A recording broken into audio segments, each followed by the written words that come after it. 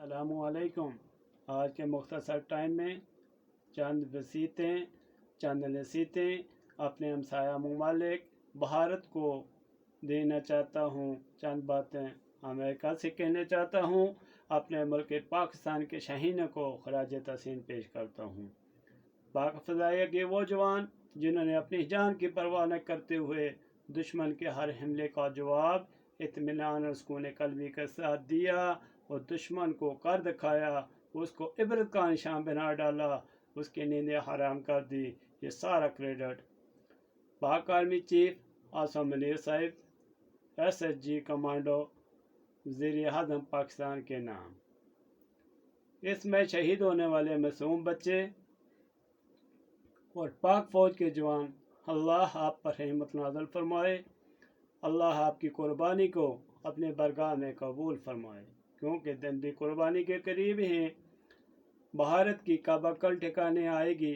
اربوں کی جہاز خرید کر پاکستان کے ساتھ لڑنے آیا، اللہ نے ان کو نیست و نابود کر دیا۔ اس کی بو سے پاک زمین پاکستان کی گندی ہو گئی، مگر یاد رہے پاکستان کے شاہینوں کے شانہ بشانہ پاکستان کا ہر فرد کھڑا رہے گا انشاءاللہ۔ پاکستان ایک مضبوط ملک ہے۔ بھارتی ممالک یاد رہے تو نفاق پسند ہے، تو شیطان ہے، اس لیے نفاق پسند۔ ہم مسلمان ہیں، اس لیے اتفاق پسند ہیں، اس لیے ہم پہل نہیں کرتے، ورنہ تجھے خاک میں ملا کر رکھ دیں گے انشاءاللہ۔ تو ایک چھری سے ڈرنے والا ڈرپوک ملک بھارت معصوم بچوں پر حملہ کر کے ان کو شہید کر کے سفید جھنڈا لڑا کر کیا ثابت کرنا چاہتا ہے؟ انشاءاللہ کشمیر آزاد ہوگا، پاکستان کی حکومت بھارت پر ہوگی، تجھے نیست و نابود کر کے دم لیں گے انشاءاللہ۔ شیطان آگ سے شکتی لے کر طاقت بحال کرتا ہے۔ تیری شیطانی قوتوں کو روکنے کے لیے پاک آرمی کے ساتھ بندہ چیز ہے، اور نہ تیرے دیے گئے بدلے کا گفٹ پاکستان کی طرف سے جو آیا تیری طرف، دیکھ اسے اپنی نانی کا سر پکڑ اور رونا شروع کر دے مودی۔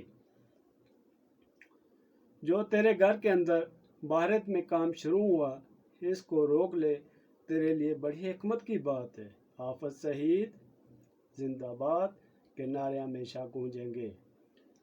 تمام ملکوں سے گائے خریدنی شروع کر، ان کے بارڈر کو محفوظ کر، اس کا گونٹ پی کر اپنی شکتی بحال کر، پھر لڑنے کی تیاری کر، ہم تیار ہیں، نعرہ تکبیر۔ امریکہ کے نام ایک پیغام دینا چاہتا ہوں کہ امریکہ کدی سونی تیری بوتھی تے کدی سونی تیری دولت، ایمان رکھتے ہی اللہ پر آخرت کو بھول بیٹھا، کیوں اپنے نرم بچھونے سے اٹھ کر کیوں دوسرے دن کے سورج سے مرحوم ہونا چاہتے ہیں؟ باز آ جا، اس میں تیرے لیے پیغام ہے، عام شہری پاکستان کے نام پیغام۔ اللہ نہ کرے کہ اگر ایسا وقت آ پڑتا ہے، وقت کے حاکم نے سارم بجا دیا، فوج سے کام الٹ ہو جائے، آپ اپنا دفاع کس طرح کرو گے؟ آپ میں سے جو پانی محاذ پر پہنچا سکے لڑنے والوں کے لیے تو پانی کی ڈپٹی لے لو، جو لڑنے کی قوت رکھے لڑے، جو الفاظ سے مذمت کر سکتا ہے الفاظ سے مذمت کرے، جو کھانا پہنچا سکتا ہے، یعنی حتیٰ کہ جس طرح آپ چاہو اپنا دفاع کر سکتے ہیں۔ وقت کے حاکم کے حکم کے مطابق سارم بجنے کے بعد، یہ میں نہیں کہہ رہا، حدیث قرآن کھولو اور پڑھ لو۔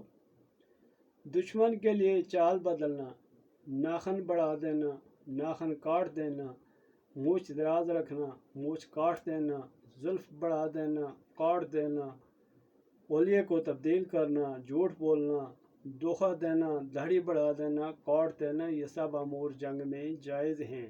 یہ عام شہری کے لیے میرا پیغام ہے۔ اس سے جو بچ جائے غازی، جو مر جائے شہید، جہاد مسلمانوں پر فرض ہے۔ ہر وقت الٹ کھڑے رہنا اپنے دفاع کے لیے شعبہ پیغمبری ہے، اس لیے نعرہ